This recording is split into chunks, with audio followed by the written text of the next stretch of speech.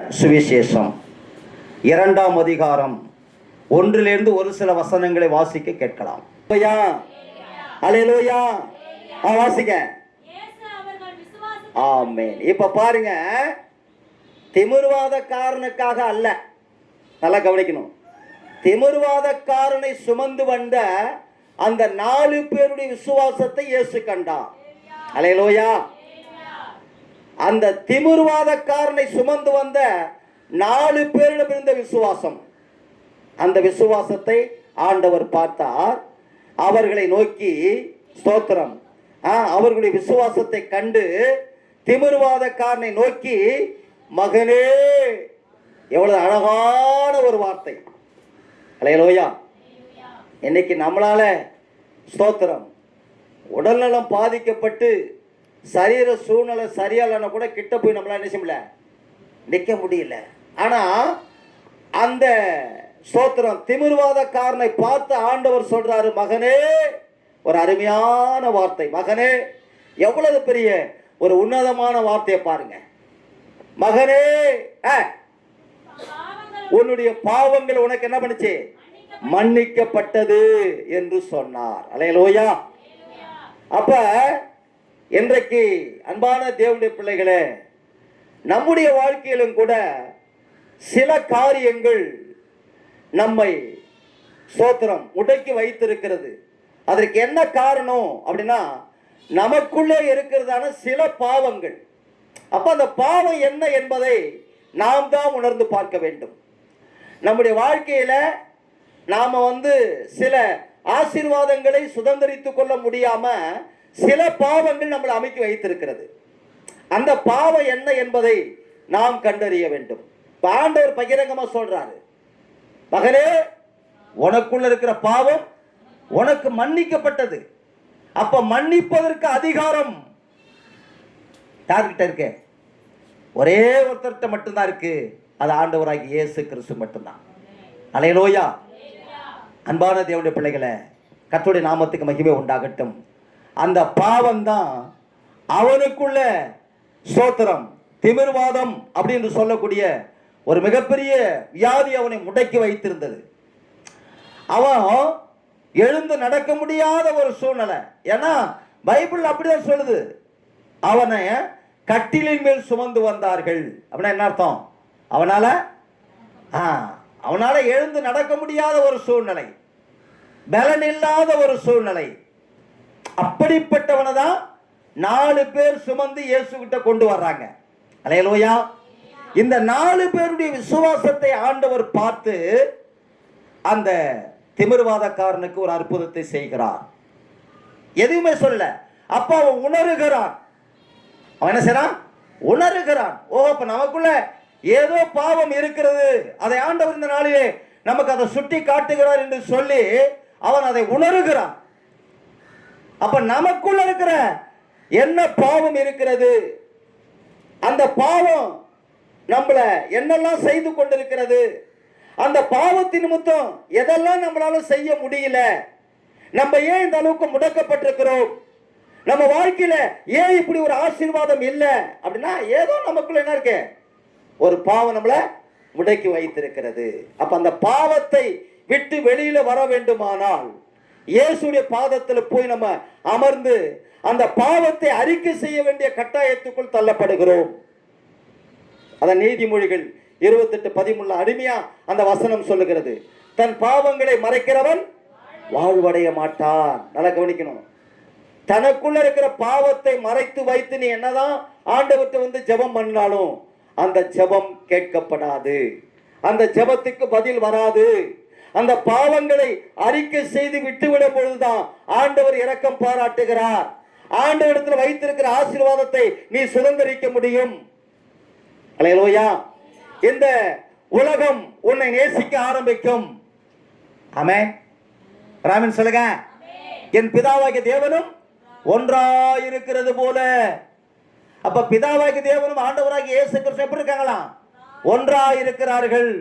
இன்னைக்கு நாமளும் அப்படித்தான் ஒன்றாய் இருக்க வேண்டும். அல்லேலூயா. இவர்களும் ஒன்றாய் இருக்க வேண்டும் என்று சொல்லி நான் பிதாவினிடத்தில் வேண்டிக் கொள்கிறேன் என்று ஆண்டவர் சொன்னாரே.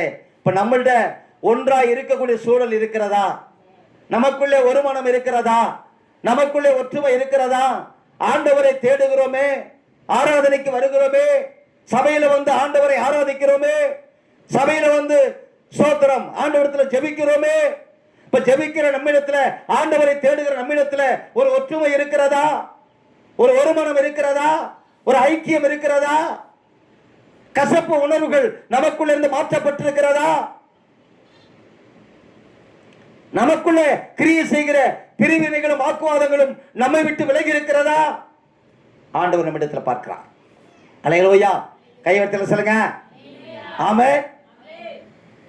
அந்த ஜெபத்துக்கு தான் ஆசீர்வாதம். நாம கண்ணாபுண்ணான்னு பேசிட்டு இருக்க கூடாது, கண்ணாபுண்ணான்னு சிந்திக்க கூடாது, கண்ணாபுண்ணான்னு தவறான பாதை நடக்கக்கூடாது. நம்முடைய பாதைகள் மாறணும், நம்முடைய பேச்சுகள் மாறணும், நம்ம சிந்தனை மாறணும், நம்முடைய போட்டுக்கிற உடைகள் மாறணும். எல்லாமே கர்த்தருக்கு பிரியமா இருக்கணும். நான் பேசுற வார்த்தை கர்த்தருக்கு பிரியமா இருக்கிறதா? என் பார்வை கர்த்தருக்கு பிரியமா இருக்கிறதா? நான் போட்டுக்கிற உடை கர்த்தருக்கு பிரியமா இருக்கிறதா? கர்த்தர் இதையெல்லாம் அங்கீகரிப்பாரா? மனுஷன் அங்கீகரிக்கிறது அப்புறம், ஆனா கர்த்தர் அங்கீகரிக்கணும். அப்படிப்பட்ட மனுஷனுடைய வாழ்க்கை தான் உயர்ந்துகிட்டே போகும் படிப்படியா. அப்படி இல்லைன்னா உயர்வை நம்ம என்ன செய்ய, எண்ணி சேர்த்த சொல்றேன். அப்படின்னா உயர்வை நம்ம பார்க்க முடியாது.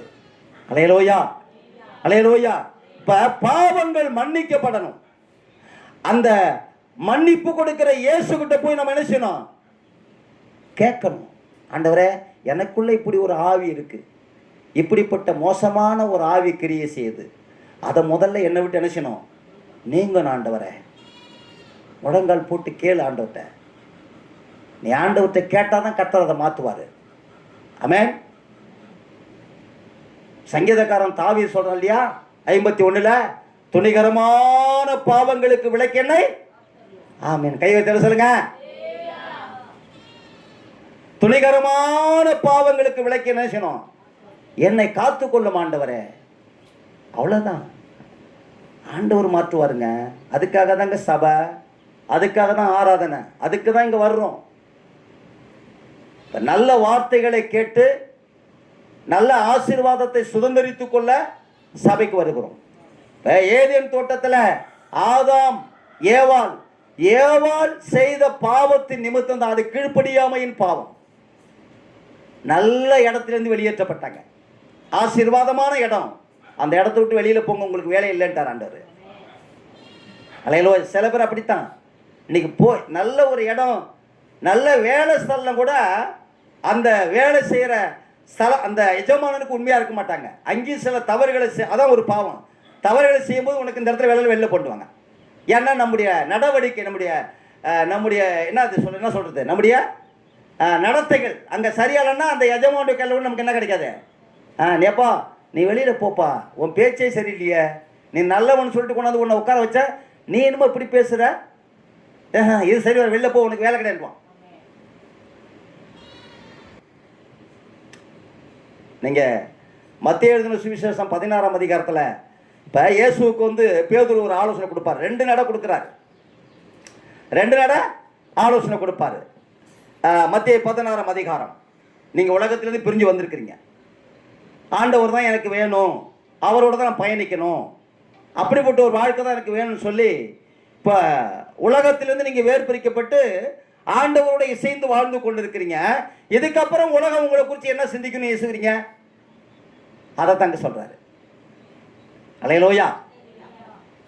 உலகம் உங்களை வந்து தவறான வகையில சிந்திக்க கூடாது, நீ சரியில்லைன்னு சொல்லக்கூடாது. அப்படி உலகம் பார்த்து ஒன்ன இப்படி பல விதத்துல எங்க வேத பாரகர்கள் சொன்னது போல சொல்ற அளவுக்கு நம்முடைய நடக்க இருக்கக்கூடாது. அதுல வேறு பிரித்தெடுக்கப்பட்ட ஒரு வாழ்க்கையாக மாறணும். நம்ம உலகத்துக்கு சாட்சியா வாழணும். அதுக்காக தான் கர்த்தர் நம்மளை அழைச்சிருக்கிறாரு. அல்லேலூயா. ஆமென். அதனால நீங்கள் என்ன யார் என்று சொல்லுகிறீர்கள் என்று இயேசு கேட்டார். அதற்கு சீமோன் பேதுரு பிரதியுத்தரமாக, நீர் ஜீவனுள்ள தேவனுடைய குமாரனாகிய கிறிஸ்து என்றார். நீர் ஜீவனுள்ள தேவனுடைய குமாரனாகிய கிறிஸ்து என்றார். உடனே ஆண்டவர் ஒரு சர்டிபிகேட் கொடுக்கிறார். என்ன சர்டிபிகேட் பாருங்க, நல்லா கவனிக்கணும். இந்த வார்த்தையை சொன்ன உடனே பேதுரை நோக்கி இயேசு சொல்றாரு, யோனாவின் குமாரனாகிய சீமோனே.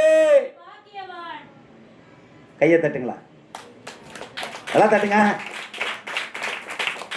என்ன சொல்றாரு? ஆமென். என்ன பேர் சொல்றாருங்க? யோனாவின் குமாரனாகிய சீமோனே, நீ யாரு? பாக்கியவான்.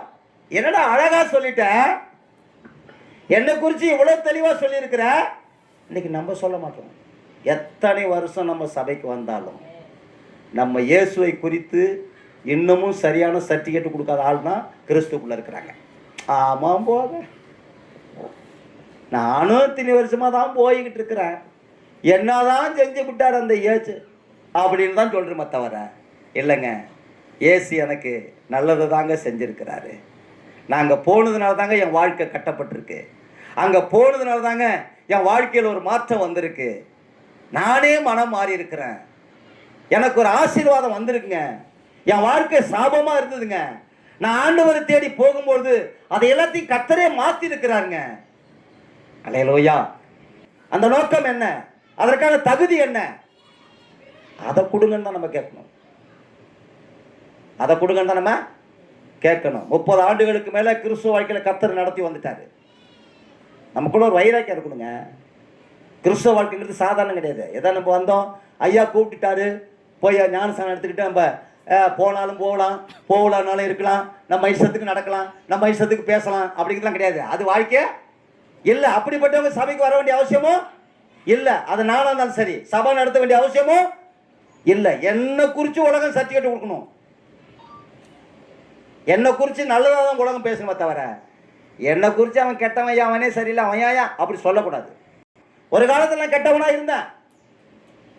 நான் வானத்திலிருந்து குதிச்சு இங்கே வரல. நானும் பாவத்தில் கற்பந்தரிக்கப்பட்ட ஒரு மனுஷன்தான். என் தாய் என்ன பாவத்தில் தான் கற்பந்தரித்தாள். பாவம் சூழ்ந்திருந்தது. பாவத்துக்கு அடிமையா இருந்தேன். பாவம் தான் வாழ்க்கைன்ட்டு பாவத்திலே மூழ்கி எழுந்திருச்சால் தானா கர்த்தர் என்ன மாத்தலையா? மாத்தினாரா இல்லையா? கர்த்தர் என்ன மாத்தலையா? அதான் வாழ்க்கை. அல்லேலூயா.